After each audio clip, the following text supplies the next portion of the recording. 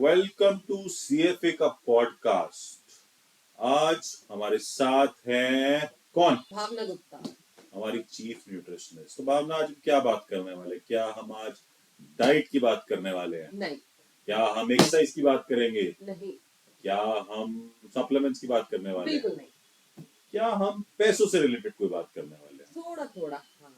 बिल्कुल सही। पीछे कुछ समय पहले हमारी एक वीडियो लोगों ने बहुत देखी शार्क टाइम को लेकर, जिसका भी सीजन 2 आया है। तो पहले सीजन में हमें भी बुलाया गया था, हमें भी बोला गया था आके प्रेजेंट कीजिए अपनी कंपनी को, वहां पर जाके शोकेस कीजिए और देखिए कि आपको क्या वैल्यूएशन मिलती है, फंड मिलता है कि नहीं।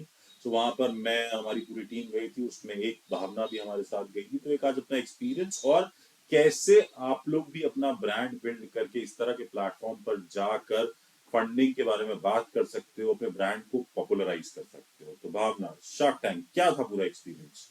जैसे ये वीडियो थोड़ा बहुत पॉपुलर हुआ और ये शो जो है वो बहुत पॉपुलर हुआ, तो लोगों के बहुत क्वेश्चंस आने लगे कि आप कैसे गए, कैसे मैनेज किया, कैसे चीजें होती हैं, टीवी पे कैसा दिखता है, बिहाइंड द सीन क्या है। तो उसी से रिलेटेड आज हम ये बात करने जा रहे हैं।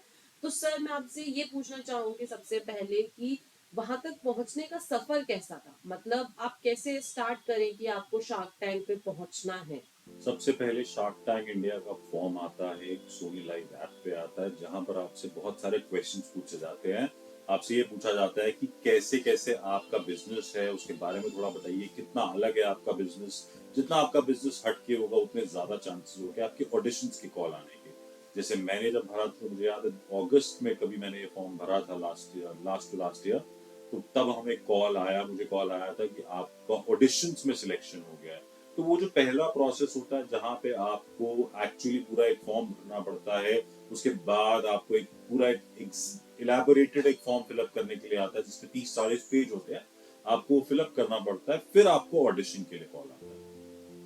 तो ये कितना टाइम कंज्यूमिंग होता है, किस तरह की डिटेल्स आपको भरनी होती है? क्या आप थोड़ा हमारे इन लिसनर्स को, व्यूअर्स को थोड़ा बताएंगे प्लीज? देखो, इस पे आपको सब कुछ बताता हूँ अपनी कंपनी में, और जितना ज्यादा डिटेल में बता पाओगे, जितना इंटरेस्टिंग। याद रखो, ये एक टीवी शो है। यहाँ पे जितनी इंटरेस्टिंग चीजें होंगी, कैसे आपने शुरू किया, कभी स्कूल कैंटीन से शुरू किया था, कितने लोग हैं, कितने करोड़ का टर्नओवर है, किस प्रोडक्ट से एक्चुअली क्या चेंज हो रहा है, जितनी इस तरह की चीजों की आप बात करोगे, फर्स्ट जनरेशन एंटरप्रेन्योर उसका कितना बेनिफिट होता है, ये सारी चीजें जितनी आप डालोगे, ऑडिशन कॉल आने के चांसेस उतने ही ज्यादा बढ़ जाते हैं। जिस दिन मैं गया था, मेरा जो ऑडिशन था वो हुआ था आईटीसी वेलकम में, द्वारका में।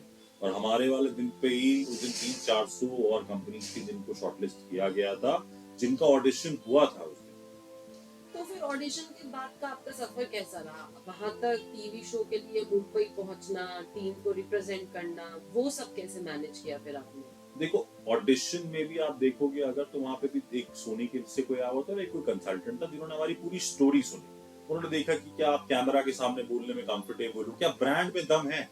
अगर ब्रांड में दम नहीं है तो वहां कोई नहीं बुलाएगा आपको। ये ध्यान रखना, आपके ब्रांड में दम होना चाहिए, आपकी स्टोरी में दम होना चाहिए, और आप बात कर सको। ऐसा नहीं कैमरा देख के आप बात नहीं कर पा रहे हो या आपके ब्रांड में ही दम नहीं है। ये सब जब होता है, उसके बाद जाके शार्क टैंक में आपका सिलेक्शन होता है। फिर आपको बॉम्बे से एक ईमेल आता है कि आपको बॉम्बे बुलाया है और आपको इस डेट पे बॉम्बे आना है। फिर उनकी टीम जो है वो आपसे कोऑर्डिनेट करती है कि आप आ रहे हैं, आप कितने लोग आइए, आप किस तरह की स्किट को तैयार कर सकते हैं। ये पूरा एक नाटक होता है, समझिए। हमें भी जैसे पूरा एक नाटक दिया गया था कि आप 7-8 लोग आइएगा। तो हमारी टीम से दिल्ली से 3 लोग गए थे, बॉम्बे से 5-6 लोग आए थे। फिर हमें इक्विपमेंट भी चाहिए था वहां पे कि आपको डंबल पेज पे अरेंज करने हैं, आपको एक पूरा शो क्रिएट करना है वहां पे। तो आपको याद होगा भावना, हम 3 दिन पहले पहुंच गए थे। हमें 3 दिन पहले बुला लिया था कि आपको बबल में रहना है, आपको हम बाहर नहीं जाने देंगे, और एक होटल में ले जाकर आपको बंद कर दिया था। याद है आपको? हाँ, वो क्या कह रहे थे, बबल करके ना, कि ये पूरे सिस्टम को कुछ बबल करके उन्होंने नाम दिया था कि आप बाहर नहीं जा सकते, मतलब बबल का बीच के सामने होते हुए भी आप होटल से बाहर नहीं जा सकते। बबल का मतलब बेसिकली यही होता है कि आप किसी से इंटरेक्ट नहीं कर सकते। 2 रीजन थे, एक तो ये इंफॉर्मेशन लीक आउट ना हो, और दूसरा कोविड की रिस्ट्रिक्शंस की वजह से बोला गया था कि आप जो है एक जगह पर ही रहिए। उस टाइम पे कोविड की वजह से भी काफी कुछ रिस्ट्रिक्शंस थी, तो आई थिंक स्लॉट वाइज हमारा जो चल रहा था उसके अकॉर्डिंग सारी चीजें हो रही थी। तो फिर सर, आपका पूरा एक्सपीरियंस कैसा रहा, शार्क से मिलना, उनसे बात करना, रणविजय के साथ इंटरेक्शन, सब कैसा था? हमारा देखो, हमारी ओवरऑल जर्नी तो हम आप साथ थे, आपको पता है, बहुत अच्छी रही। हम लोग गए, हम लोगों ने बहुत एंजॉय किया। वहां पे डांस इंडिया डांस के ऑडिशन भी चल रहे थे, रिमेम्बर वो सारे छोटे हाँ। छोटे बच्चे डांस करने आते थे। 3 दिन, फ्राइडे सैटरडे संडे, आठ आठ लोगों को बुलाया गया था, तो एक दिन में 8 पिचेस थी। तो हमें बेसिकली प्रिपेयर कराया गया कि आप क्या बोलने वाले हैं। एक फाइनेंशियल एक्सपर्ट आया, उसने बताया कि आप अपनी वैल्यूएशन कैसे बोले। ये बताया गया कि जैसे 30 से 70 लाख रुपए ही जो शार्क्स है वो इन्वेस्ट कर रहे हैं, क्योंकि हमसे पहले काफी सारे राउंड हो चुके थे, बहुत सारे लोग पहले कर चुके थे। लगभग 200 लोगों का ऑलरेडी हो चुका था, और हम लगभग टॉप 300 में थे, और 300 ही लोगों ने करना था। तो वहां पर उन्हें बताया, हमें बताया कि आप कैसे अपनी बैलेंस शीट को इस तरह से प्रेजेंट करो, नेट प्रॉफिट्स कैसे बताओ, कितने पैसे मांगो। ये बोला गया कि जितना सिलेक्ट होने के चांसेस आपके बढ़ जाएंगे, वहां उतना टेलीकास्ट होने का चांसेस बढ़ जाएगा, क्योंकि सारे एपिसोड टेलीकास्ट नहीं होने वाले थे।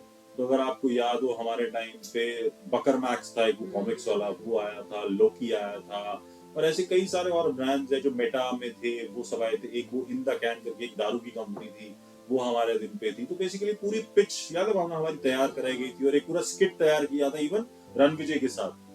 एब्सोल्युटली। और सारे इक्विपमेंट्स यूज करके हमने बहुत अलग अलग चीजों के थ्रू स्किट प्रिपेयर करी थी। बट सर, एक बहुत ही बेसिक क्वेश्चन जो एक नॉर्मल इंसान का होता है कि ये इवैल्यूएशन होती कैसे? आप कैसे अपने बिजनेस का वैल्यू लगा सकते हो? कैसे अपने शार्क्स के सामने पूछ सकते हो कि हमें इस परसेंटेज ऑफ इक्विटी पे इतना पैसा चाहिए? तो ये सब कैसे होता है? देखो, वैल्यूएशन जो नंबर होता है ना, ये एक बेसिकली हाइपोथेटिकल नंबर होता है। मैं एनालाइज करता हूँ कि मेरी कंपनी की वर्थ क्या होनी चाहिए। तो इसके कुछ तरीके होते हैं। एक तो होता है इंडस्ट्री स्टैंडर्ड, या होता है पैरेलल इंडस्ट्री स्टैंडर्ड। जैसे कि मुझे लगता है कि मेरी जो कॉस्ट है वो रेवेन्यू पे निकले। तो रेवेन्यू का मतलब, अगर किसी का फॉर एग्जांपल 10 करोड़ रुपए का रेवेन्यू, और उस इंडस्ट्री में कोई और एक कंपनी थी जिसने फंड रेज किया था एट 10x, मतलब 10 मल्टीप्लाई बाय 10 टाइम्स, मतलब 100 करोड़ रुपए उसकी वैल्यू पे उसने फंड रेज किया था। तो आपको भी जो यूजली मल्टीपल मिलता है, इसमें बहुत सारी चीजें होती है। इसमें आपका रेवेन्यू होता है, इसमें आपका स्केल होता है, उसमें एम्प्लॉइज होते हैं, उसमें प्रॉफिटेबिलिटी होती है, बहुत सारी चीजें होती है। बट एक इंडस्ट्री जो रेफरेंस आ जाती है कि होता है कि 10x आपको जैसे मिलेगा, तो आपके रेवेन्यू को मल्टीप्लाइड बाय दैट टाइम। जैसे हम अगर बाईजूस से कंपेयर करें, बाईजूस का जो मल्टीपल था वो 16 का है, जो रेवेन्यू और उनकी वैल्यूएशन का मल्टीपल है वो 16 का है। तो अगर 10 करोड़ का किसी का रेवेन्यू है, तो बोल सकता है कि भाई 160 करोड़ की मैं वैल्यूएशन मांग रहा हूँ। अब इस पे बहुत सारे डिस्कशन होने लग जाते हैं कि नहीं, इतना नहीं होना चाहिए, इतना होना चाहिए। आप किस स्टेज पे हो? जैसे सीड राउंड होता है, सीड राउंड सबसे पहला राउंड होता है कि आपको पैसा चाहिए अभी बिजनेस शुरू करने के लिए, तो that is basically the seed round. या आपको लगता है कि पहला राउंड हो गया, फिर आता है सीरीज ए, कि आपको एक बड़ा पैसा चाहिए, अब आपको एक इन्वेस्टर के हिसाब से ज्यादा पैसे की जरूरत है, कि आपको ग्रो करना है किसी चीज को, तो वहां पे वैल्यूएशन बढ़ जाती है। तो उसी के बेसिस पे 5 to 10x के बीच में आप एक नंबर डिसाइड करते हो। फिर आप सोचते हो कि मैं अपनी कितनी परसेंट कंपनी जो है उसको डाइल्यूट करना चाहता हूँ। मैं 20% करना चाहता हूँ, तो 100 करोड़ का 20% हो गया, 20 करोड़ हो गए। तो आप बोलते हो मैं 20 करोड़ रुपए में अपना 20% हिस्सा दे दूंगा। आप बोलते हो नहीं, मेरे को अभी डाइल्यूट नहीं करना है, मेरे को 10% करना है या 50% करना है। या इवन इन्वेस्टर बोलता है कि मैं तो भाई तुम्हारी 1/3 कंपनी लूंगा, मैं 33.33% दूंगा, पर मैं 1 करोड़ रुपए दूंगा या 5 करोड़ रुपए दूंगा। तो वो वैल्यू आपकी बढ़ के 15 करोड़ रुपए हो जाती है। तो इस तरह से आपकी वैल्यूएशन डिजाइन होती है। अच्छा, तो ऐसे होता है वैल्यूएशन। तो ये तो फिर company to company, industry to industry vary करता होगा। अगर आप पर्सनल ट्रेनर की तरफ से कोई अपना वो स्टार्ट कर रहे हैं, या किसी और इंडस्ट्री से बिलोंग करते हैं, तो ये तो वेरिएबल होता होगा कम्प्लीटली। बिल्कुल वेरिएबल होता है। जैसे आज कल्ट जैसा ब्रांड $2 बिलियन की वैल्यूएशन बैठा है, मतलब 16,000 करोड़ की वैल्यूएशन पे बैठा है। तो उनकी अपनी एक मेट्रिक्स है जिसके थ्रू उन्होंने इस चीज को रेस किया कि मेरी कंपनी के वर्थ क्या होनी चाहिए। अगर आप भी, कोई आपके पास आइडिया है, आपको लगता है ये आइडिया चल सकता है, पहले फैमिली एंड फ्रेंड्स, मतलब घर वालों से, दोस्तों से, रिश्तेदारों से कुछ पैसे रेस करके उस आइडिया को प्रूव कर लो। उसके बाद आप बड़े इन्वेस्टर्स के पास जा सकते हो, जो आपको 1-2 करोड़ रुपए दे देंगे एक अच्छी वैल्यूएशन पे। जैसे अभी बस कुछ दिन पहले एक लड़का आया जिसने प्यूरिफायर बनाया जो एसी में लग जाता है, तो उन्होंने भी कुछ फंड रेज किए हैं। तो अब उनको समझ में आ गया कि ये इतना हो सकता है, यहाँ तक ये पैसा आपको ले जाएगा, अब इसके आगे के लिए आपको एक बड़े इन्वेस्टर के पास जाना पड़ेगा। तो कुछ इस तरह से अगर आपके पास भी आइडियाज हैं, और आपको लगता है कि आइडियाज वायबल है, सिर्फ मैं पर्सनल ट्रेनिंग कर लूँ, मैं जिम खोल लूँ, मैं ऐसा कुछ कर लूँ, ये आइडिया सबके पास है यार। ऐसा कोई आइडिया जो आपको लगता है थोड़ा अलग भी है, और आप एग्जीक्यूट भी कर सकते हो उस चीज को। तो मेरे पास भी कुछ इन्वेस्टर दोस्त हैं जो पैसा लगाना चाहते हैं फिटनेस में, तो आपके पास अगर कुछ ऐसे आइडियाज है तो नीचे एक ईमेल एड्रेस मैंने डाला है, उस पर आप अपने आइडियाज शेयर कर सकते हो और उन आइडियाज को हम इन्वेस्टर्स को पिच कर सकते हैं। तो अगर हुआ तो शायद मैं वो मीटिंग आपकी उस इन्वेस्टर से करा सकता हूँ, शायद, मुझे नहीं पता आपका आइडिया समझ में आएगा कि नहीं किसी को। बस प्लीज, मैं जिम खोलना चाहता हूँ, मैं पर्सनल ट्रेनिंग स्टूडियो खोलना चाहता हूँ, ये बिजनेस आइडियाज आज के टाइम पे नहीं चलने वाले, सबके पास है। इससे कुछ अलग कि मैं कोई होम का एक अच्छा सोल्यूशन दे सकता हूँ, या मैं कोई फिटनेस का एक अच्छा सोल्यूशन दे सकता हूँ, या कुछ ऐसा जो बेसिकली स्केल कर सकता है, तो नीचे दिए गए ईमेल आईडी पे जल्दी से ईमेल करें। तो बिल्कुल आप हमारे व्यूअर्स को एक नए शार्क से मिलवाना चाहते हैं। बिल्कुल, आपको पता है ना, अश्नीर मालवीय नगर में रहता था पहले और अब पंचशील रहता है, और अब अश्नीर ने बोला Malviya Nagar is the bay area in India, तो समझो यहाँ ही से फंडिंग उठने वाली है सारी।